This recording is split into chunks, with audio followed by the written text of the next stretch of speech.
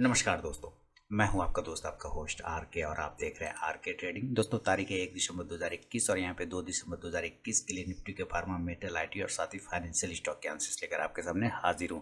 लेकिन सबसे पहले बता दूं कि आर के ट्रेडिंग मोबाइल ऐप को डाउनलोड नहीं किया तो डाउनलोड कर सकते हैं, जहाँ पे लाइव मार्केट में call chart material stock market related खबरें आपको मिलती रहती है। और ये भी बता दूं कि लकी 30 वाला जो मैंने अनाउंस किया था कि 30 लोगों को मैं सेलेक्ट करूंगा फ्री ऑफ कॉस्ट में लाइव सेशन में ज्वाइनिंग के लिए, तो उसका जो रिजल्ट अनाउंस है, बहुत सारे लोगों ने पार्टिसिपेट किया था, तो उनका जो रिजल्ट अनाउंस होगा, नाम अनाउंस होगा, वो संडे को जो लाइव सेशन होगा यूट्यूब पे, मैं जब लाइव आऊँगा संडे को रात 9 बजे, 5 दिसंबर पड़ता है उस दिन, तो 5 दिसंबर को रात के 9 बजे उसका अनाउंसमेंट करूँगा आप लोगों के सामने यूट्यूब में लाइव में आके। तो उसके लिए टेंशन नहीं लेना, काम प्रोसेस सारा हो चुका है, बस उसको आके आपके सामने ही रैंडमली हम लोग देखेंगे। कंप्यूटर जो खुद सेलेक्ट करके देगा उन 30 लोगों को सेलेक्ट कर लेंगे आपके सामने। तो वो संडे को 5 तारीख को रात के 9 बजे उसको अनाउंस करूँगा यूट्यूब पे लाइव, ठीक है।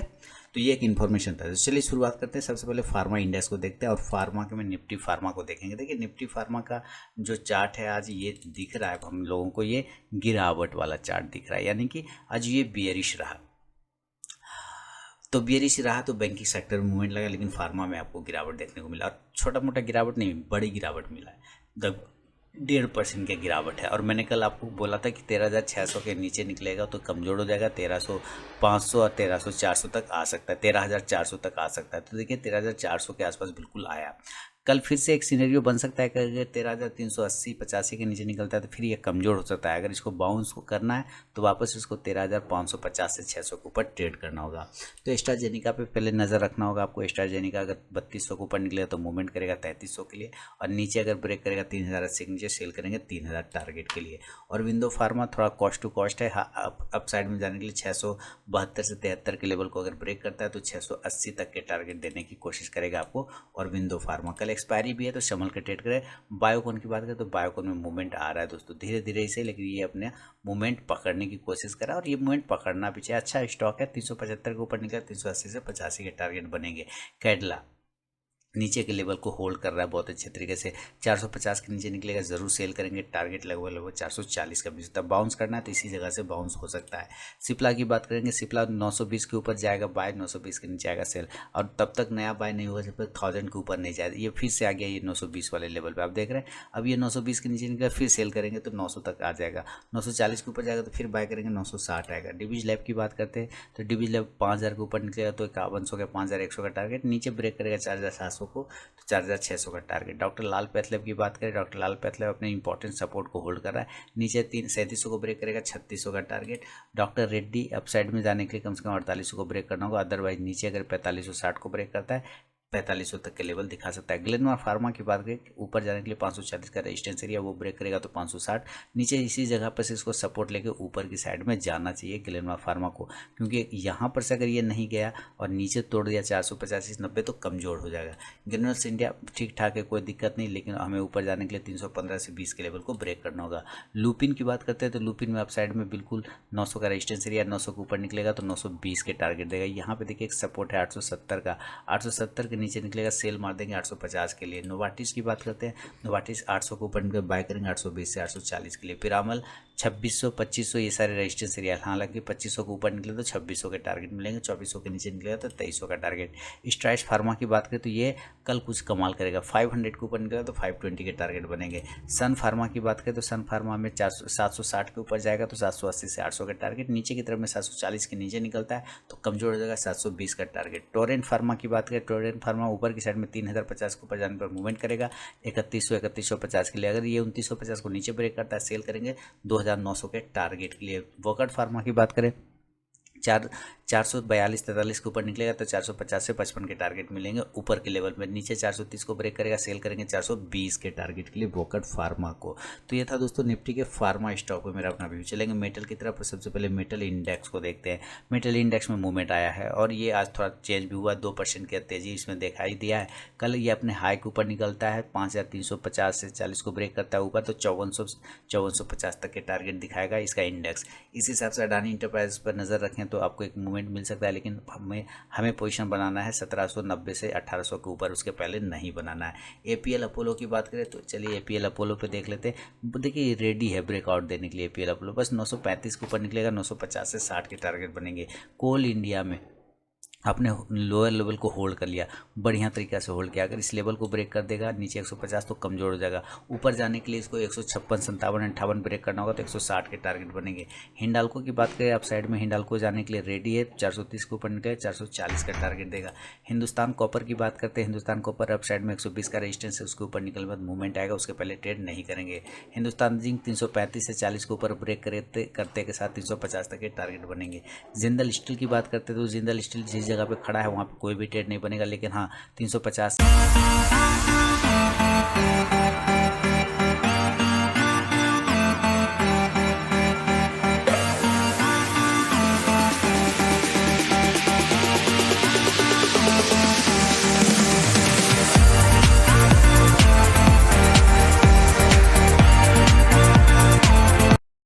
से 52 को ब्रेक करे तो 360 के टारगेट दिखा सकता है इंट्राडे में अप साइड में।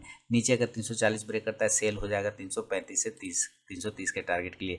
JSW स्टील में मूवमेंट आया, बहुत तेजी मूवमेंट आया, लगभग 5% की तेजी आए, 640 के ऊपर निकलता है कल तो अपने हायर जोन को, तो 660 के टारगेट बनेंगे। मोइल की बात कर ले, मोइल अप साइड में जाने के लिए 171 से 72 के ऊपर निकलेगा तो 175 का टारगेट देगा।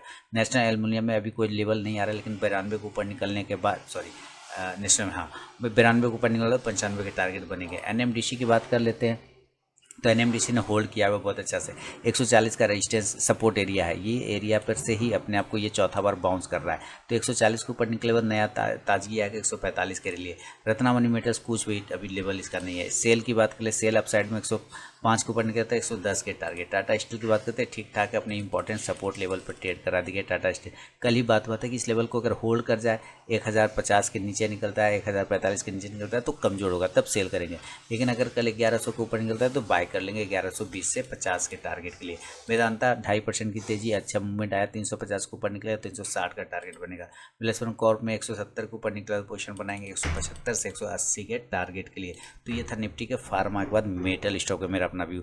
चलेंगे IT की तरफ, और IT में सबसे पहले देखें IT इंडेक्स को, और IT इंडेक्स क्या बता रहा है, तेजी की तरफ इशारा कर रहा है। 35,700 के ऊपर निकलता है अगर इसका इंडेक्स, तो ये जिस तरह से एक लोअर लेवल फिर अपर लेवल बना रहा है आप देख रहे हैं, तो ये अपर लेवल की तरफ जाने की कोशिश कर रहा है। दिस इज अपर लेवल, यहाँ अपर लेवल है और ये अपर लेवल है, और यहाँ lower level, lower level, lower level, फिर लोअर लेवल, तो उसी लोअर लेवल से वो ऊपर की तरफ जाने की कोशिश कर रहा है। तो याद रखिए 35,700 के ऊपर में नया मूवमेंट बनेगा, तो इस हिसाब से बिरला शॉर्ट पर नजर रखिए, 500 के ऊपर निकलेगा तो 520 के टारगेट देगा। कोफोर्ज पर नजर रखिए, 5480 के ऊपर निकलने के बाद 5600 के टारगेट मिलेगा। SCL टेक्नोलॉजी मेरा टारगेट लगभग वो 1160 वाला डन हो चुका है। SCL टेक में आप जाके चेक कर सकते हैं, शॉर्ट टर्म कॉल मैंने दिए हुए थे। अब जो इसके लेवल आएंगे वो 1165 के बाद 1175 का टारगेट आएगा। इन्फो एज की बात करते हैं, 6000 के ऊपर निकलेगा तो 6200 के टारगेट बनेंगे। इन्फोसिस सही जगह से बाउंस कर रहा है, लेकिन 1750 का इंपॉर्टेंट रजिस्टेंस भी, जब तक इसके ऊपर नहीं जाएगा कोई पोजीशन नहीं बनाएंगे। जस्ट डायल मैंने कहा था यहाँ पे मूवमेंट आ सकता है, आपको बहुत अच्छे से आया है, 650 के पास से होल्ड कर लिया है अपने आपको। कल अगर ऊपर 700 को ब्रेक करता है तो 720 से 30 के टारगेट बनेंगे। L&T इन्फोटेक 7000 के ऊपर निकलेगा, 7200, 7300 के टारगेट आराम से आपको इंट्राडे में ही दिखा देगा। माइंट्री बहुत अच्छी तेजी इसमें भी रही, लेकिन होल्ड कर गया, 4450 के ऊपर निकलेगा तो 4500 और 4550 के टारगेट बनेंगे। एम्फासिस की बात करते हैं, एम्फासिस में नीचे के लेवल 2800 का सपोर्ट है, जब तक इसको तोड़ता नहीं है ये कमजोर नहीं होगा, इसके ऊपर मजबूती से टिका रहेगा। और अप साइड में अगर ये 3050 को तोड़ता है तो 3200 का टारगेट दिखाएगा। पेटीएम की बात करते हैं, पेटीएम में भी कोई चार्ट बनानी क्लियर बनने देते हैं, उसके बाद काम करेंगे। अगर 1800 को ऊपर निकलता है, 1750 को ऊपर निकलता है तो बाय कर लीजिए, अदरवाइज नीचे आने दीजिए फिर बाय करेंगे। TCS ने ब्रेकआउट किया ऊपर की साइड में बहुत अच्छे तरीके से। अब कल TCS 3590 92 के ऊपर निकलता है, 3650 के टारगेट बन जाएंगे। TCS के बाद टाटा एलेक्सी की बात करते हैं, टाटा एलेक्सी में भी मूवमेंट देखने को मिला, लेकिन 6000 के ऊपर निकलेगा तब नया पोजीशन बनाएंगे, या 5950 के ऊपर भी पोजीशन बना सकते हैं 6050 के टारगेट के लिए। टेक महिंद्रा बहुत ही बढ़िया, मैंने आज इंट्राडे कॉल भी दिया हुआ था, टेक महिंद्रा बहुत ही बेहतरीन तरीके से मूवमेंट बना है। 1600 के ऊपर अगर टेक महिंद्रा निकलता है तो 1625 से 50 के टारगेट बनेंगे। विप्रो अपसाइड में 650 के ऊपर निकलेगा, 660 के टारगेट दिखाई देगा विप्रो में। तो ये था IT पे भी मेरा व्यू। चलेंगे अब जरा फाइनेंशियल स्टॉक की तरफ। फाइनेंशियल स्टॉक में देखें बजाज फाइनेंस, देखिए देखिए लगभग सब डोजी कैंडल बना के ट्रेड कर रहा है। अप साइड में 7100 को ब्रेक करेगा, 7200 के टारगेट देगा। बजाज फिनसर्व की बात करते हैं, इसी डोजी के ऊपर 17600 के ऊपर निकलेगा, 18000 के टारगेट। चोला फाइनेंस बहुत अच्छे से होल्ड किया है अपने इंपॉर्टेंट रजिस्टेंस और सपोर्ट एरिया को, देखिए ज़बरदस्त। अब इस एरिया के पास में अगर रहता है, इसके ऊपर रहता है तो ठीक है, इसके नीचे आने पे ये कमज़ोर हो जाएगा। अभी कोई पोजीशन नहीं बनाना है क्योंकि चार्ट उतना क्लियर नहीं है इसका। देखिए मैंने कहा था रिस्की ट्रेडर वाले 250-52 के ऊपर पोजीशन बनाएंगे 260 के टारगेट के लिए, तो इसमें एक अच्छा ब्रेकआउट देखने को मिल रहा है इंडिया बुल, हाउसिंग फाइनेंस, आई बुल में। वॉल्यूम भी ठीक ठाक बढ़ता हुआ नजर आ रहा है आई बुल में। आई बुल के बाद बात करें LIC हाउसिंग फाइनेंस की, तो ठीक ठाक है, 380 के ऊपर जाएगा तो 390 से 400 के टारगेट बनेंगे। LIC के बाद L&T फाइनेंस की तरफ बढ़ते हैं। L&T फाइनेंस में देखिए बहुत अच्छा मूवमेंट आया, लेकिन 78 के ऊपर 79 के ऊपर निकला तो ज़्यादा से ज़्यादा ये 81-82 तक जा सकता है। Manappuram finance buy on dip करेंगे, 170 के ऊपर निकलेगा तो 180 के टारगेट बनेंगे शॉर्ट टर्म में।